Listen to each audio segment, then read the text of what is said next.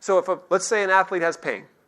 Okay, let's say you're a soccer player, and let's say your hip's bothering you. Okay, you say, I've got pain in my right hip, and I want to get better playing soccer.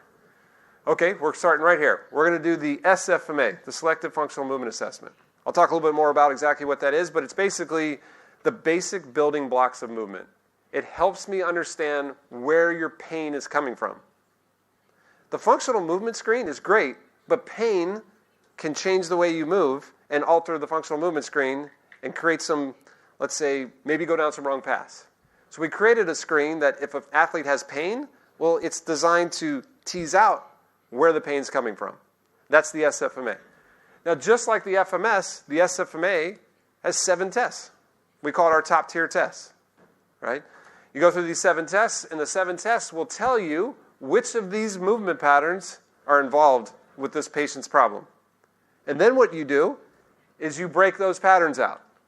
And what I mean is you now look at if flexion's a problem, we're now going to go look at flexion. And we're going to try and figure out what's wrong with flexion. If extension's a problem, we're going to go look at extension. If rotation's a problem, we're going to look at rotation. And we go through these basic movement patterns to even more detailed breakouts to try and figure out why they can't do those. This is really the first path of creating the diagnosis, right? Once you go through the breakout, you should be able to identify the impairment now. Oh, you've got a torn labrum. Oh, no, you just got some tight tissue in the back of your leg. Oh, no, the joint's just restricted. It's going to give you your diagnosis, okay? Now, our job, if they're in pain, is to get rid of the impairments and to get them back above the red line, right? Our return to sport isn't the SFMA, it's the FMS, right?